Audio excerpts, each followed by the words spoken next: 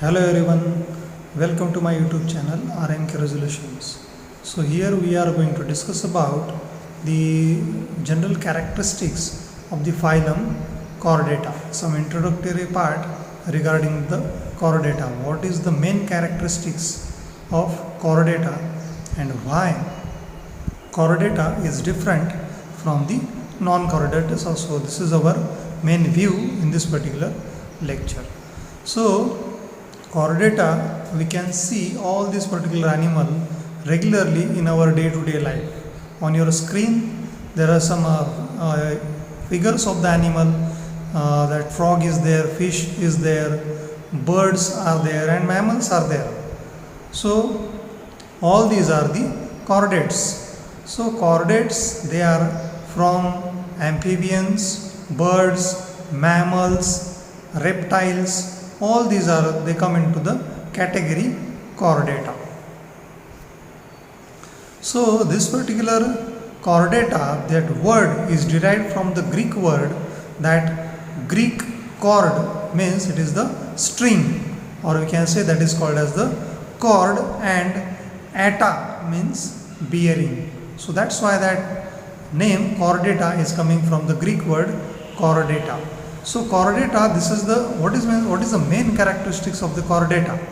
They having a ring-like, rod-like structure present along the back, and that's why it is called as the notochord. You can see here, this is a ring-like structure present along the back, and that's why it is called as the notochord. So notochord, again that word is derived from the Greek word noton, means back. So rod-like structure is present along the back of the animal. That's why it is called as the chordata. So remember one important characteristics: chordata, they are having a notochord present. So this particular notochord, they are present only during the some stage of the development. It is not necessary that this particular rod-like structure or notochord, it is persist throughout the life. Maybe it is present permanently, or maybe it is present at the some stage of the development. That's why it is called as the chordata. So chordata, they having a notochord, and rest of the animal, they are called as the non-chordate animal. They don't having a notochord, or sometimes they are also called as the invertebrate animals. So this particular chordata, this is the largest group of the deuterostome phyla. So if you take an examples of the chordata, all the vertebrates, they come into the chordata category. So this particular vertebrates, they having fishes are there, all the fishes, then amphibians, reptile, birds, mammals, all these are the chordates. So there are some marine forms are there, that is the tunicates and lanceolates. These are also the chordates. So when we look at the chordate, then there are tremendous diversities there. So life forms, many life forms are exist in the category chordates. So diversity in the form of forms. So anatomy, there are number of anatomy, different chordates are there, and different chordates they having a different anatomy. So diversity in for the anatomy is there, then for the physiology also, and for the habit and habitat, because chordates, they are present all over the world. They are cosmopolitan, we can say, they are present everywhere. So habit and habitat of the chordate, it is again a different. So when we see about the numbers of the chordates, then there are approximately 49,000 species of chordates are found on the earth. So there is a many richness of species are found for the chordates. So in that, half of the species, they are from the mollusca, phylum mollusca, and 1/10 they are the arthropoda species. So when we look at the chordata, so there are two subphylums are there, Urochordata and Cephalochordata. So in that particular two subphylum, again there are nearly about 2500 species are present. So there is a tremendous diversity in the chordate. So when we see about the size of the particular chordate, so again there is a variation, that is from small size to the large size. So when we see about this particular urochordates and cephalochordates, they are small in size, but rest of the vertebrates, they are quite large in size. If we take an example, shark and whale, these are the largest vertebrates are there. On your screen there you can see this is a blue whale. Blue whale, the scientific name is the Balanoptera musculus. They grow up to the 35 meter in length and their weight is 120 ton. So they are large enough, they are having a very large in size. So blue whale, this is the largest vertebrate, we can say the largest vertebrate present on the earth. And then there is a whale shark, Rhinodon typus. They grow up to the 15 meter. So this particular whale shark, this is the second largest vertebrate present on the earth. And we can see the smallest also. There is a smallest fish which is called as the Philippine goby. This is a scientific name. And that Philippine goby, they grow up to the 10 mm only. So this is the smallest vertebrate present. So this particular phylum chordata, they are divided, that particular term was first time coined by the Balfour in 1880. This Balfour first time coined the term chordata. So this particular chordata, they are divided into the protochordata.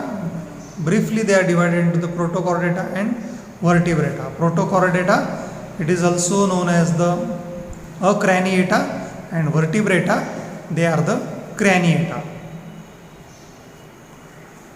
So when we see about the ecology of this particular chordata, so they are having a different, they are having a various habitat. They are found at the different locations, and according to the locations, they are going to make the adaptation in their particular body. So they are found in a fresh water. So all this particular fresh water, all kinds of chordates are there. That is from the land to the, they are found everywhere. They are present in a fresh water, they are present in a marine water, they are the terrestrial, that is they are found in a land, and they are found from equator to the pole. So they are present everywhere. So lower chordates, mostly lower chordates, they are the marine, and fishes, they are also chordate and they are aquatic in nature.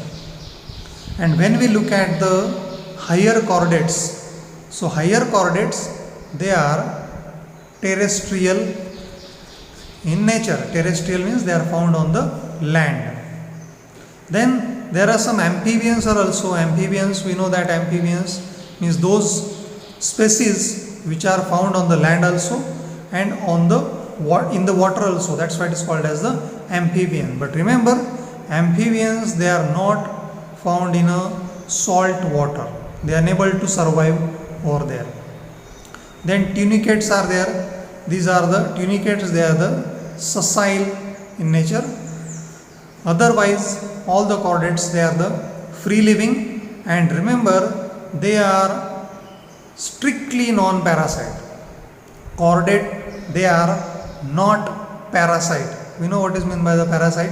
Parasite means those animal or those species which completely depend on the another species for their survival. But remember, chordata, they are strictly not parasite.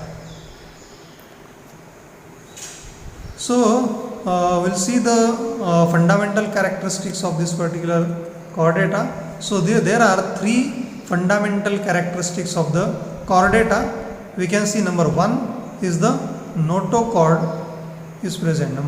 This is the first characteristics. Notochord is present, or it is also called as the chorda dorsalis. First we will see the figure. And then we'll see this is the general view of the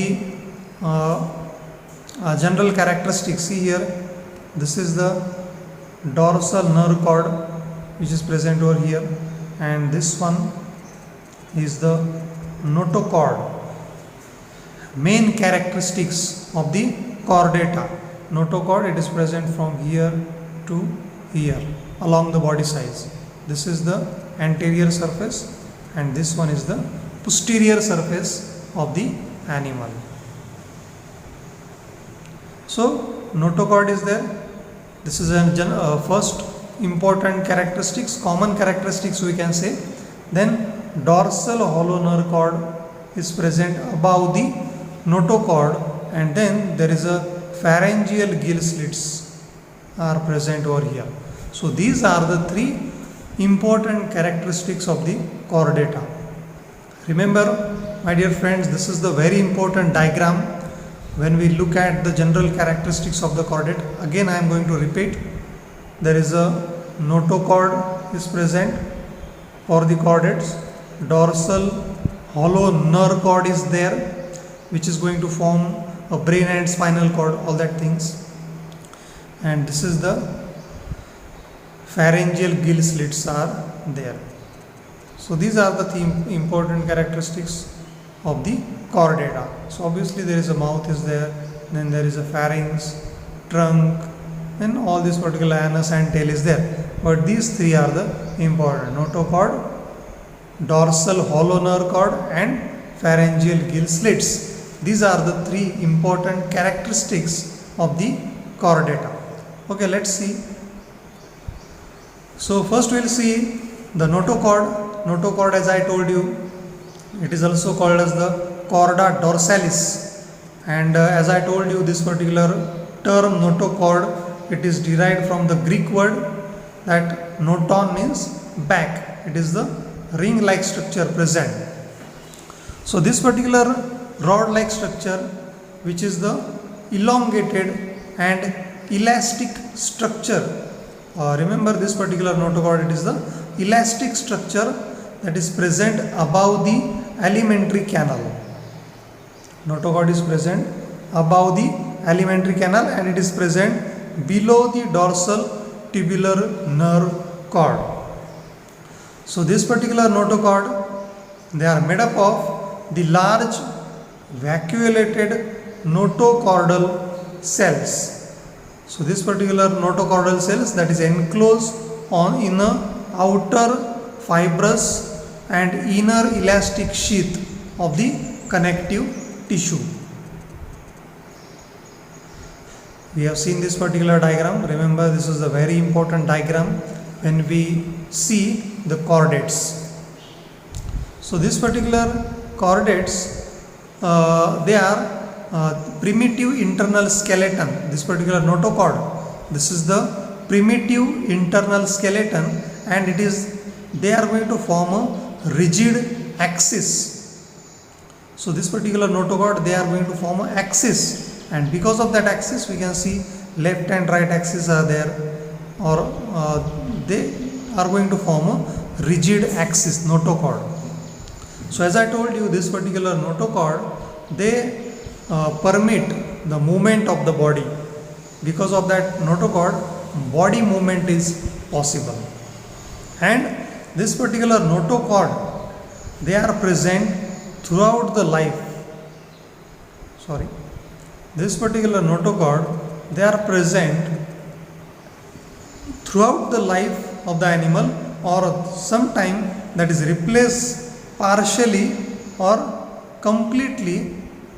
They are replaced partially or completely by the backbone or vertebrate column. We know the example in case of the human, that notochord is replaced by the vertebral column. So it is not necessary that notochord is present compulsory. Sometimes they are present at the embryonic stage and after that they disappear, or sometimes they replace by the some other structure, that is the backbone or the vertebral column. So the this particular notochord, it is originated, again this is very important point, notochord, it is originated from the endodermal roof of the archenteron. Endodermal roof of the archenteron during the development of the particular animal.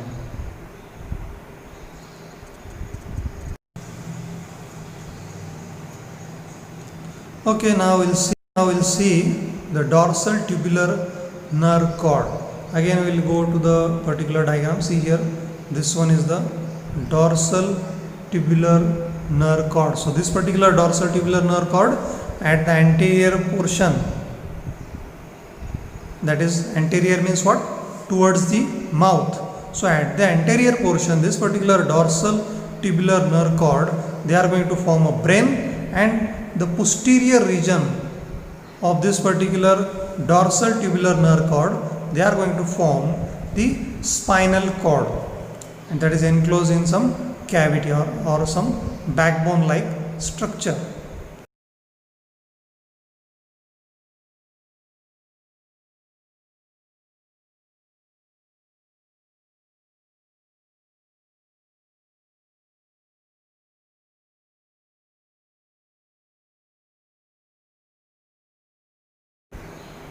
So this dorsal tubular nerve cord, it is the hollow. Remember, this is a hollow and it is fluid filled. And this particular tubular cord, it is formed by the infolding. See, this particular term is there. Means how this particular dorsal tubular nerve cord is formed during the developmental stage. So they are going to form by the infolding of mid dorsal strip of neural ectoderm. We know that during the developmental stages there are three germ layers are there: ectoderm, endoderm and mesoderm. So this particular dorsal tubular nerve cord, they are produced from the mid dorsal strip of the neural ectoderm, and that is enclosed in a cavity, or that is also called as the canal neurocele. Inside the tubular nerve cord, they are having some cavity like structure, and that is called as the neurocele.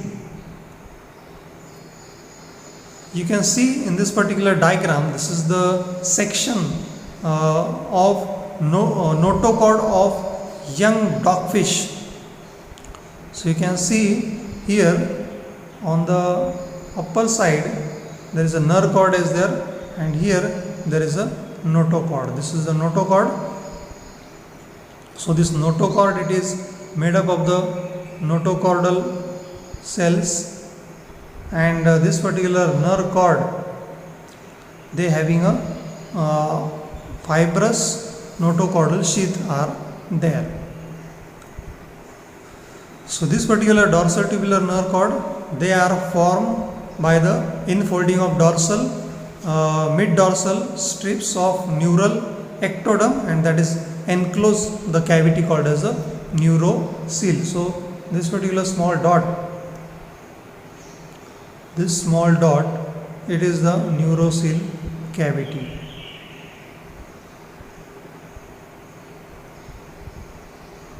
This one is the neurocele cavity like structure. It is called as a neurocele, present inside the dorsal tubular nerve cord. So as I told you, this particular nerve cord, it is present above the notochord, and it is present, remember, it is present outside the coelom. Coelom means it is the body cavity. So dorsal tubular nerve cord, it is not present inside the coelom, it is present outside the coelom. And dorsal tubular nerve cord, it is extending lengthwise in the body. They are extend from the anterior end to the posterior end of the particular animal. So this dorsal tubular nerve cord, it is persist throughout the life. They are present permanently throughout the life. So at the anterior region, as I told you, this dorsal tubular nerve cord, they are going to produce the cerebral vesicle, or it is also called as the brain, and that brain is enclosed in a cavity which is called as the cranium.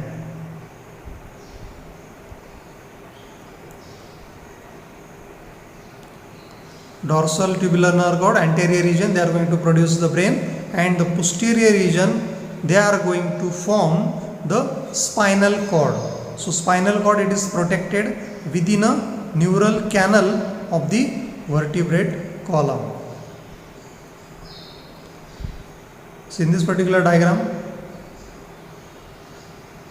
we are discussing about the dorsal hollow nerve cord.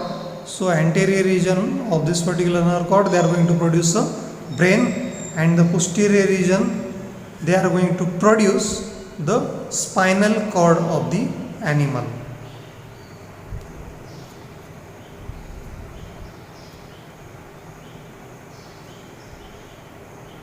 The next one is the pharyngeal gill slits.